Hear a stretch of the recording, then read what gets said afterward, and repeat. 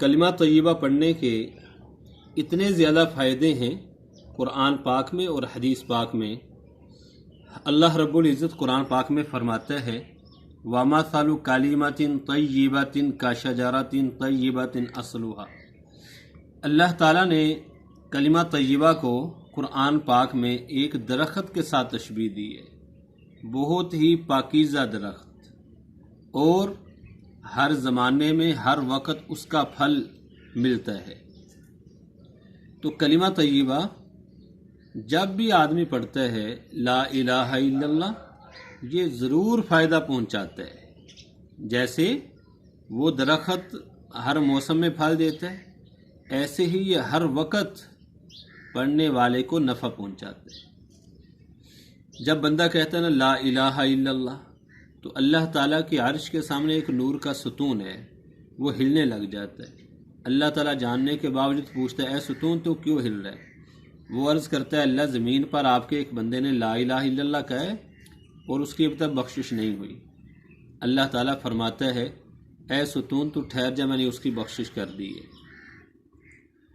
ایسے ہی ایک مرتبہ حضرت موسیٰ علیہ السلام نے اللہ تعالیٰ کی بارگاہ میں عرض کیا اے اللہ مجھے کوئی ایسا وظیفہ بتا کہ میں تجھے یاد کیا کروں۔ اللہ تعالیٰ نے فرمایا موسیٰ لا الہ الا اللہ پڑھا کر۔ حضرت موسیٰ علیہ السلام نے پھر عرض کیا اے اللہ یہ تو ساری مخلوق پڑھتی ہے، میں تو کوئی ایسا چاہتا ہوں جو خاص میرے لیے ہو۔ اللہ تعالیٰ نے فرمایا موسیٰ لا الہ الا اللہ پڑھا کر۔ اے موسیٰ اگر ساتوں آسمان ساتوں زمینیں جو کچھ ان کے درمیان میں ہے وہ سب کا سب ایک پلڑے میں رکھ دیا جائے اور دوسرے پلڑے میں لا الہ الا اللہ کو رکھ دیا جائے تو لا الہ الا اللہ والا پلڑا وزنی ہو جائے گا۔ ایک حدیث پاک میں آتا ہے جو شخص اپنے چھوٹے بچے کو لا الہ الا اللہ سکھاتا ہے یہاں تک کہ وہ لا الہ الا اللہ کہنے لگ جاتا ہے، اس کا حساب معاف ہو جاتا ہے۔ ایک حدیث پاک میں آتا ہے ایک دن حضرت ابو بکر رضی اللہ عنہ آپ صلی اللہ علیہ وسلم کی خدمت میں حاضر ہوئے، بڑے پریشان تھے۔ آپ نے فرمایا ابو بکر کیا بات ہے، میں تمہیں پریشان دیکھ رہا ہوں۔ عرض کیا یا رسول اللہ کل رات میرے چچا زاد بھائی کا انتقال ہو گیا، میں موت کے وقت ان کے پاس تھا، اس کی وجہ سے طبیعت پر اثر ہے۔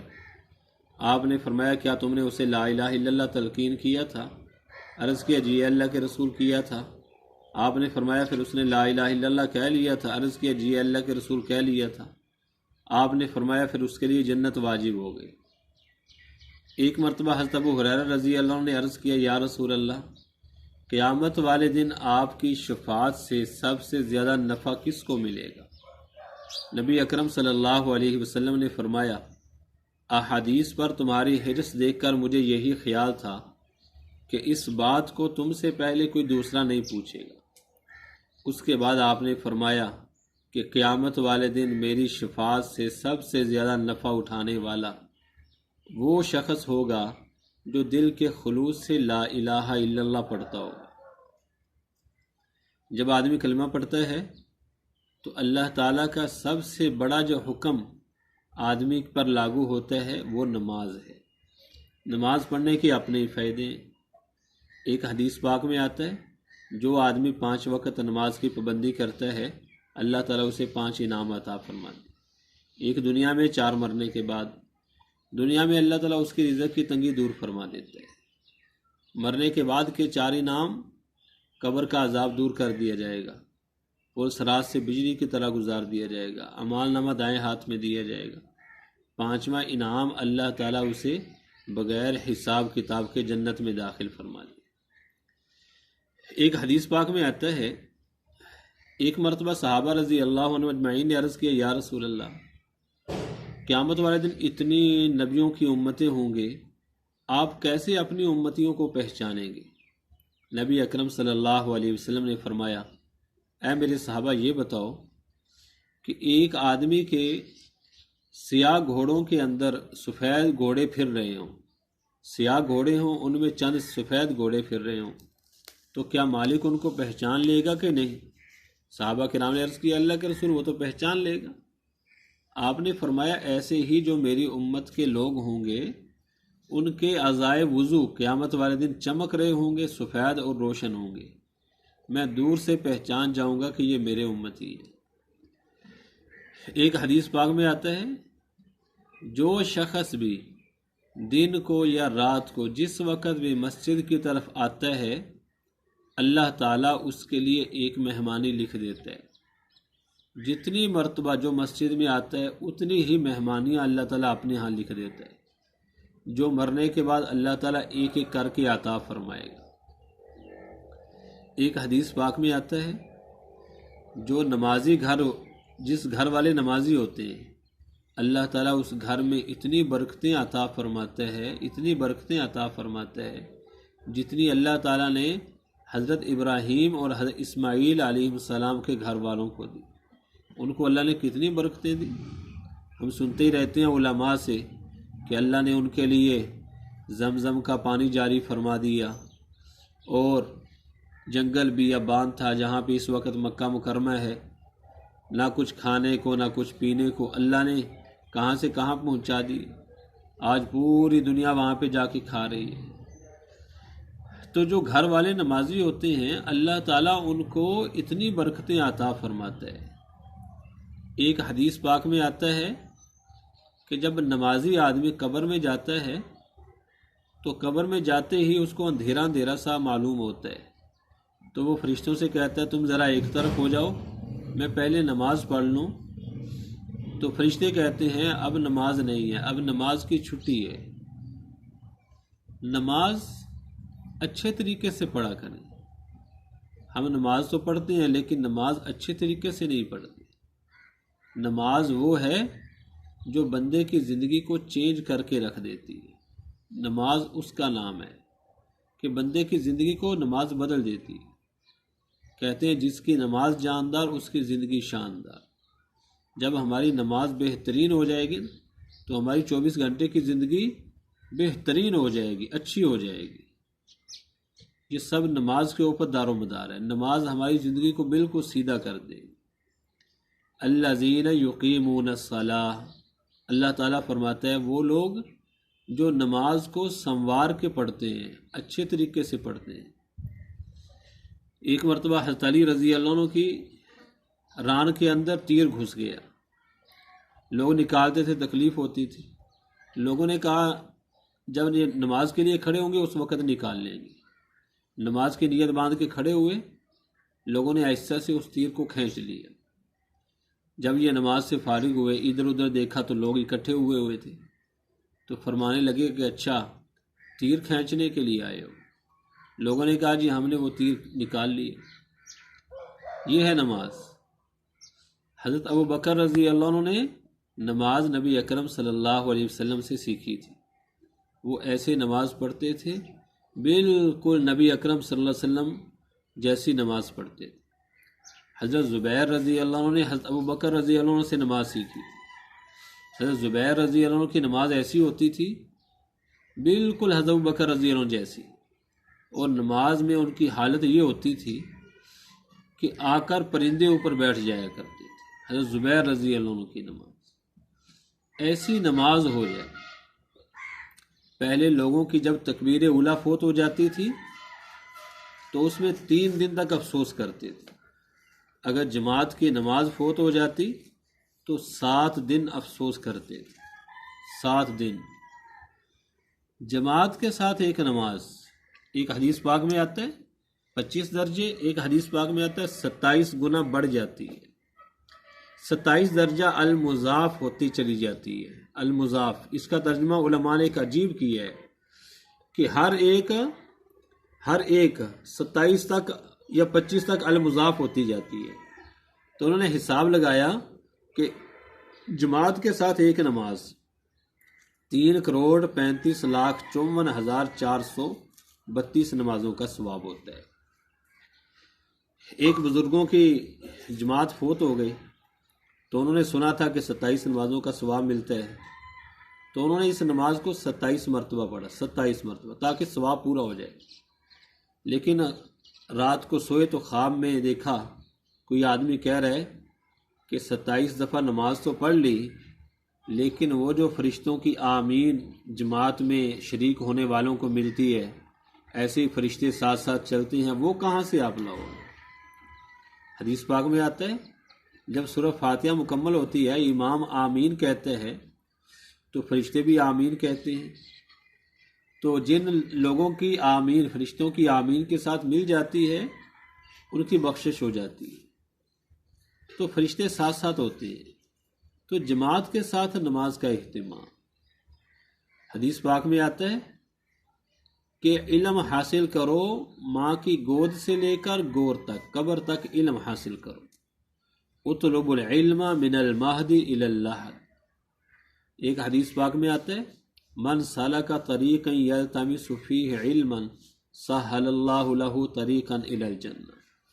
جو شخص علم حاصل کرنے کے لیے کسی راستے پہ چلتا ہے تو اللہ تعالیٰ اس کے لیے جنت کا راستہ آسان فرما دیتا ہے۔ طالب علم کے لیے سمندروں میں مچھلیاں، ہواؤں میں پرندے، بلوں میں چیونٹیاں، غرضے کہ دنیا کی ہر مخلوق طالب علم کے لیے دعا اور استغفار کرتی ہے۔ کیسی شان ہے طالب علم کی جو دین کو حاصل کرے اور علم کو حاصل کرے۔ من جاءہ الموت وہو یطلب العلم لیحیی بہ الاسلام فبینہ وبین النبیین درجۃ واحدہ۔ جس آدمی کو اس حالت پہ موت آئے کہ وہ علم حاصل کرتا ہو اور اس سے مقصد یہ ہو کہ میں اس دین کو، اس علم کو لے کر پوری دنیا کے اندر جاؤں گا، تو اس حالت پہ موت آئی تو کیسی مبارک موت آئے گی، کیا درجہ اس کو ملے گا؟ فبینہ وبین النبیین درجۃ واحدہ۔ جنت میں اس میں اور نبیوں کے درمیان صرف ایک درجے کا فرق ہو۔ علم ایسی چیز ہے، اگر زیادہ ہم لوگ نہیں بھی کر سکتے، کم از کم قرآن پاک کو روزانہ کا ٹائم دینا شروع کر دیں، 20 منٹ، آدھا گھنٹہ ڈیلی کا دیں، اور ایک ترجمہ قرآن اپنے پاس آسان اور بہترین ترجمہ قرآن جو صحیح و مضبوط ہو اس کو اپنے پاس رکھیں۔ روزانہ ایک رکوع کا صرف ترجمہ کر لیا کریں، صرف ایک رکوع کا ترجمہ روزانہ کر لیا کریں، زیادہ نہ کیا کریں، ایک رکوع روزانہ ترجمے کے ساتھ، تاکہ ہمیں پتہ چلے کہ اللہ تعالیٰ ہمیں کیا فرماتا ہے۔ ہم خود اپنی آنکھوں سے دیکھ کر پڑھیں، ہم خود اس کو سمجھیں، خود پڑھیں تو کیا ہمارے ایمان ہوگا جب خود پڑھیں گے۔ اب تو لوگ پریشان ہیں، کوئی کیا کہتا ہے جی، کوئی کیا کہتا ہے، کیا کہتا ہے، ہم کیا کریں؟ بھئی خود قرآن پاک کو وقت دو۔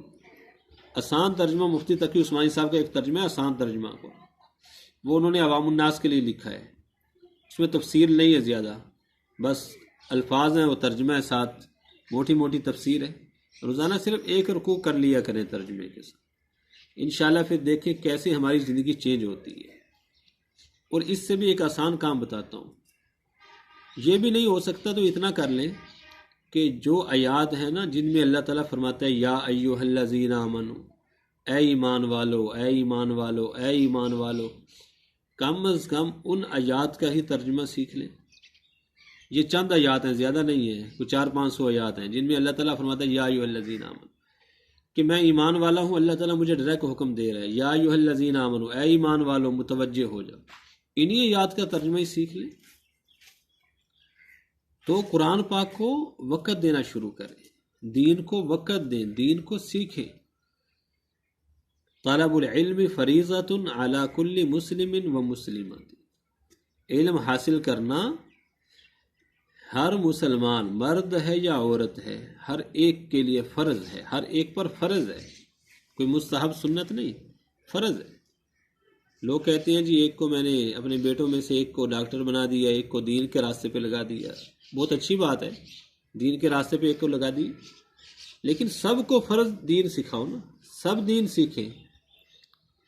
جیسے گھر میں سے ایک آدمی کھانا کھا لے تو سب کی طرف سے کفارہ تو ادا نہیں ہوتا کہ سب کی بھوک ختم ہو جاتی، ایسے ہی سب گھر والوں میں سے ایک نے دین سیکھ لیا تو گزارا تو نہیں چلے گا۔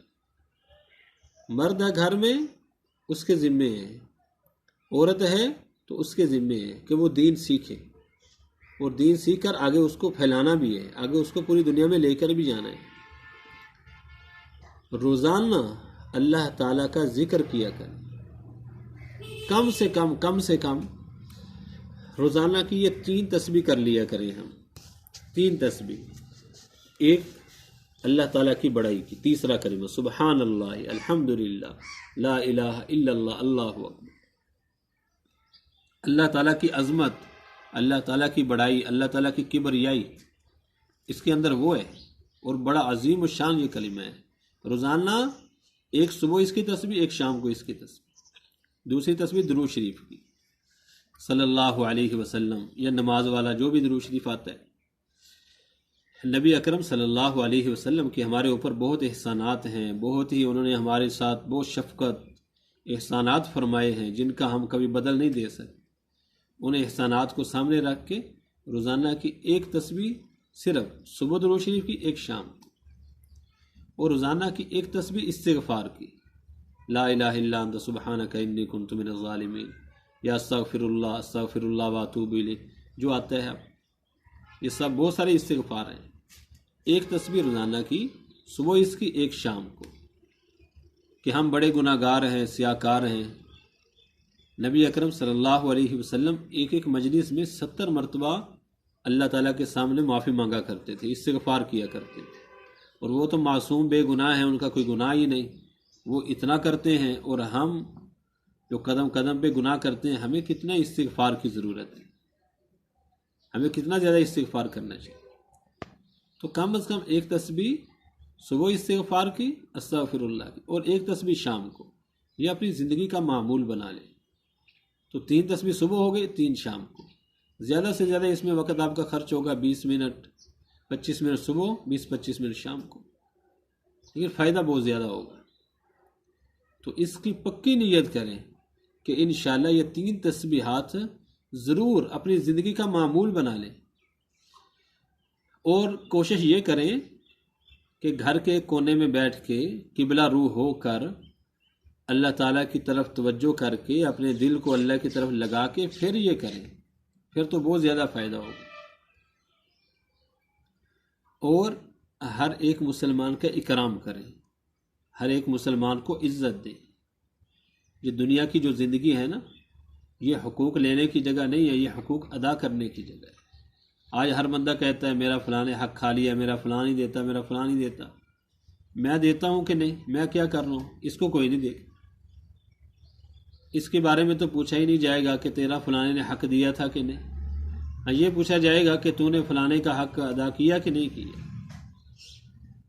اللہ نے یہ دنیا کی زندگی حقوق کی زندگی بنایا ہے، حق ادا کرنے کی، ہر ایک کے حقوق ہیں۔ اولاد پر ماں باپ کے حقوق ہیں، ماں باپ پر اولاد کے حقوق ہیں، بیوی کے اوپر شوہر کا حق ہے، شوہر کے اوپر بیوی کے حقوق ہیں، ایسی پڑوسی کے حقوق ہیں، ماں باپ کے حقوق ہیں۔ یہ سارے کے سارے حقوق ادا کرتے ہوئے دنیا کی زندگی گزارنی ہے، پھر ہے کامیابی، ورنہ کیا ہوگا؟ نبی اکرم صلی اللہ علیہ وسلم نے ایک مرتبہ فرمایا، اے میرے صحابہ، میری امت کا مفلس کون ہے، غریب کون ہے، فقیر؟ صحابہ کرام نے عرض کیا، اے اللہ کے رسول، جس کے پاس روپیہ پیسہ نہیں؟ فرمایا نہیں، فرمایا میری امت کا فقیر وہ ہے کہ جو قیامت والے دن اتنی نیکیاں لے کے جائے گا، اتنی نیکیاں لے کے جائے گا کہ پہاڑوں کے برابر نیک اعمال اس کے پاس ہوں گے، نمازیں بھی، روزے بھی، ذکر بھی، تسبیح بھی، سب کچھ، لیکن اتنے ہی حق لینے والے کھڑے ہوں گے اس دن۔ کسی کا حق مارا ہوگا، کسی کو گالی دی ہوگی، کسی کو برا بھلا کہا ہوگا، کسی کے ساتھ اور کوئی زیادتی کی ہوگی۔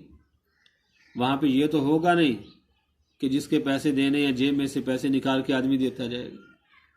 وہاں پہ تو اللہ تعالیٰ کیا فرمائے گا کہ اس کی نیکیاں ان کو دو، حق والوں کو، اس کی نیکیاں اس کو دی جائیں گی، ادھر بھی دی جائیں گی، اس کو بھی، اس کو بھی، حتیٰ کہ ہوتے ہوتے یہاں تک بات پہنچ جائے گی کہ اس کی ساری کی ساری پہاڑوں کے برابر نیکیاں ختم ہو جائیں گی، ساری ختم ہو جائیں گی۔ اب اللہ تعالیٰ کیا فرمائے گا؟ اب حق لینے والے کھڑے ہوں گے، اللہ تعالیٰ تو حق دلوائے گا۔ اللہ تعالیٰ اب فرمائے گا کہ ان کے گناہ اس کے اوپر ڈالنا شروع کر دو، حق کے بقدر، اس کے بھی گناہ اس کے اوپر، اس کے گناہ بھی اس کے اوپر، اس طرح ڈالی جائیں گی۔ پہاڑوں کے برابر نیکیاں لے کے آیا تھا، پہاڑوں کے برابر گناہ لے کے جہنم میں جا رہا ہوگا۔ آپ نے فرمایا میری امت کا مفلس شخص یہ ہے، میری امت کا غریب اور فقیر یہ ہے کہ اتنے نیک اعمال، اس لیے ہر ایک کے ساتھ اچھا سلوک۔ نبی اکرم صلی اللہ علیہ وسلم نے فرمایا، بیت اللہ شریف کی طرف چہرہ کر کے آپ نے فرمایا، بیت اللہ کی طرف، اے اللہ کے گھر، اے بیت اللہ، کیا تیری شان ہے، کیا تیری عظمت ہے، کیا تیرا مقام ہے، مگر ایک مسلمان کی عزت اور حرمت تجھ سے زیادہ ہے۔ اتنی حرمت ایک مسلمان کی، اتنی عزت ایک مسلمان کو دی ہے۔ حضرت سفیان ثوری رحمۃ اللہ علیہ فرماتے ہیں کہ گناہ گار سے گناہ گار مسلمان کے اندر لا الہ الا اللہ کا جو نور ہے نا، اس کو کھول دیا جائے، سامنے کر دیا جائے تو زمین سے آسمان تک سارا ہی خلا بھر جائے نور سے، اتنا نور ہے۔ اور مسلمان بڑا ہی قیمتی ہے، اس لیے کبھی بھی مسلمان کے اندر عیب نہیں دیکھنا۔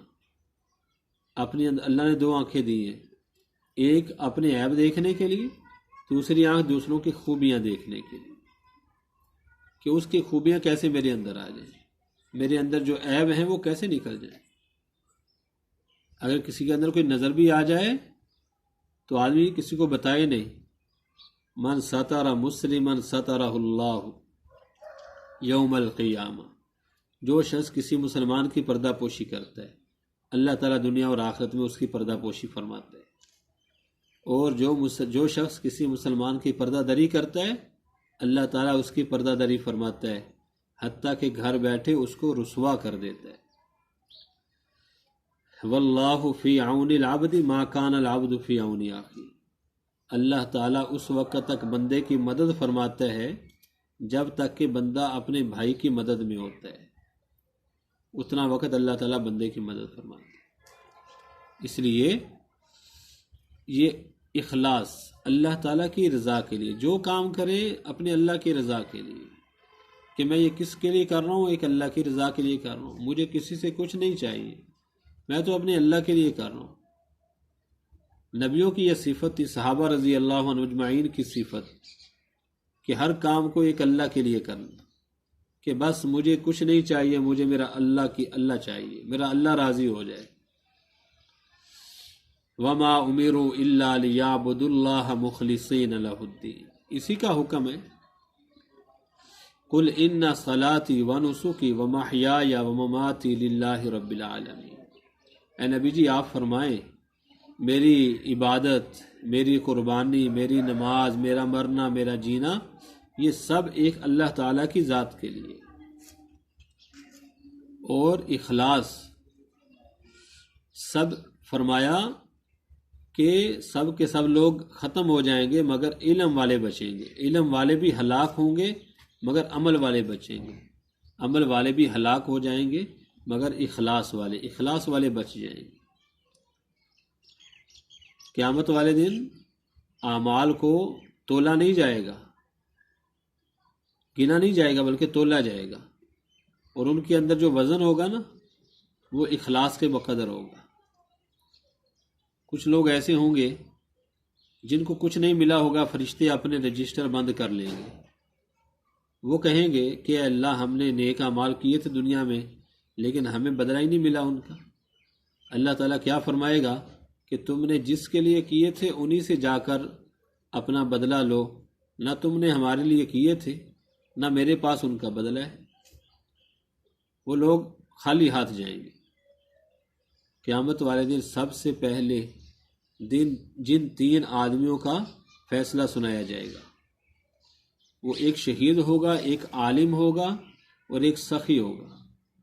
تینوں بڑے اونچے عمل ہیں، بہت اونچے عمل ہیں، لیکن تینوں کی نیت خراب ہونے کی وجہ سے سب سے پہلے جہنم میں ان تینوں کو ڈالا جائے گا۔ اللہ تعالیٰ عالم سے پوچھے گا کہ تم نے کیا کیا؟ وہ عرض کرے گا اللہ میں نے دین سیکھا، پڑھا، پڑھایا، دین کو پھیلایا۔ اللہ تعالیٰ فرمائے گا سب جھوٹ، تو نے اس لیے کیا تھا کہ لوگ مجھے عالم کہیں گے، حافظ کہیں گے، قاری کہیں گے۔ اس کو منہ کے بل گھسیٹ کر جہنم میں پھینک دیا جائے۔ پھر ایک شہید ہوگا، وہ عرض کرے گا اللہ میں نے آپ کے راستے میں جان دے دی۔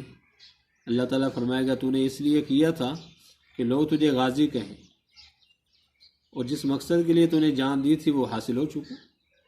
اس کو بھی منہ کے بل، فرشتوں کو حکم ہوگا منہ کے بل گھسیٹ کر جہنم میں پھینکا جائے گا۔ اور تیسرا سخی ہوگا، اس کے ساتھ بھی ایسا ہی ہوگا۔ ان تینوں سے فارغ ہو کر پھر حساب کتاب شروع ہوگا۔ تینوں بڑے اعلیٰ درجے کے عمل ہیں، لیکن نیت خراب ہونے کی وجہ سے تینوں جہنم میں سب سے پہلے ڈالے جائیں گے۔ یہ سب کی سب صفات، سارا کا سارا دین یہ ہماری زندگی میں آ جائے، ساری دنیا کے انسانوں کی زندگیوں میں آ جائے، اس کے لیے کوشش ہے، محنت ہے۔ اللہ تعالیٰ فرماتے ہیں جاہدوا فی اللہ حق کا جہاد، اللہ کے دین کے لیے ایسے کوشش محنت کرو جیسے کرنے کا حق ہے۔ والذین جاہدوا فینا لنہدینہم سبلنا، جو لوگ ہمارے دین کے لیے کوشش محنت کریں گے اللہ تعالیٰ فرماتا ہے ہم ان کے لیے اپنے راستے کھول دیں گے، اپنے راستے ہم کھول دیں گے۔ اور کونوا انصار اللہ یا ایھا الذین آمنوا کونوا انصار اللہ، کیسے اللہ تعالیٰ خطاب فرماتے ہیں اے ایمان والو اللہ کے دین کے مددگار بن جاؤ۔